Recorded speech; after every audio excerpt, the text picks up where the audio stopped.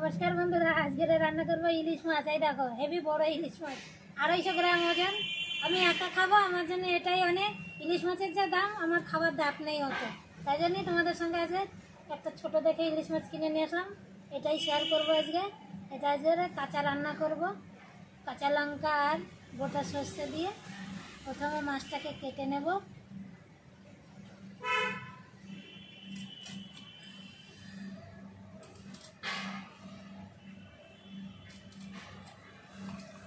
এত ছোট মাছ তাও 400 টাকা কেজি।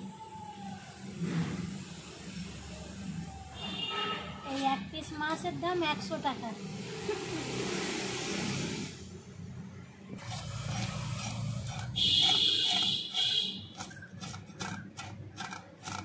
ইলিশ মাছ আজকে সর্ষে বাটা দিয়ে ঝাল করছি আর কচু শাক রান্না করব।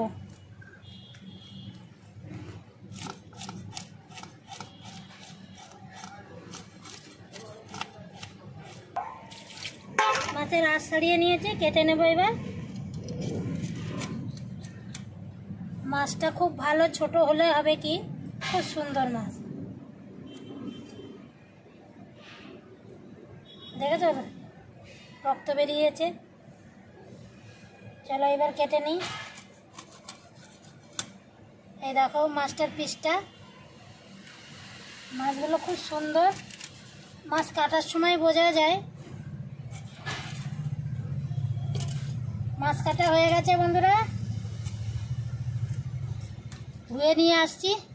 মাছ ধুয়ে নিয়ে চলে আসলাম। মাছটাকে ঢেকে রেখে আমি মশলাটা বেটে নেব। মশলা আজকে শিলে বেটে নেব। এখানে নিয়েছি গোটা সর্ষে আর কাঁচা লঙ্কা। চলো বেটে নিচ্ছি। সর্ষে হাতে বাটলেই সুন্দর লাগে, মিক্সিতে বাটলে ভালো লাগে না, মিহি হয় না।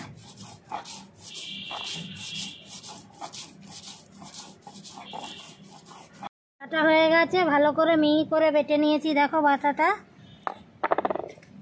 তুলে নেব এবার।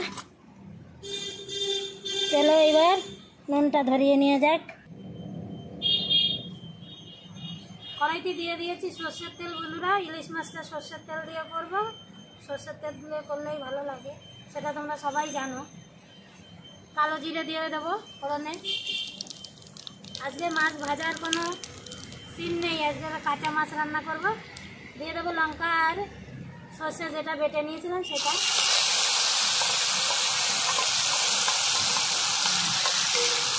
এরপরে কাঁচা লঙ্কা দিয়ে করবো। দেবো একটু হলুদ গুঁড়ো,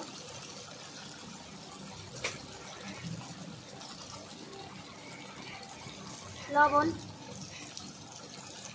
ইলিশ মাছ রান্না করতে বেশি তেল মশলা বেশি লাগেও না, আর খুব তাড়াতাড়ি রান্নাটা হয়ে যায় বন্ধুরা। একটু মশলাটাকে আমি একটু হালকা করে কষিয়ে নেব।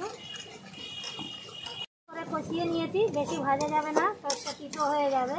এবার জল দিয়ে দেবো।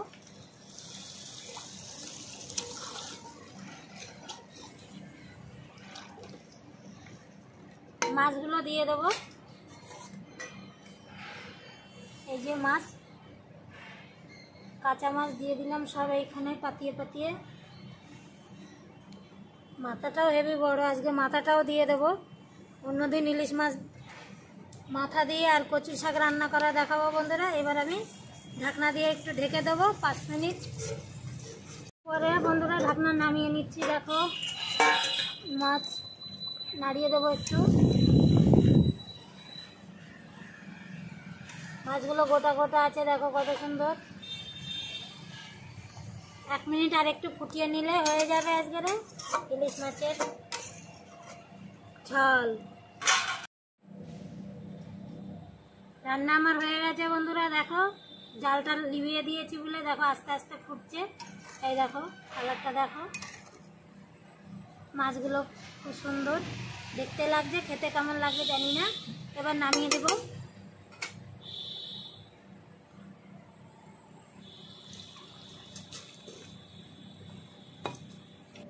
বন্ধু এই কাঁচা ইলিশের রেসিপি কেমন লাগলো তোমরা জানাবে অবশ্যই।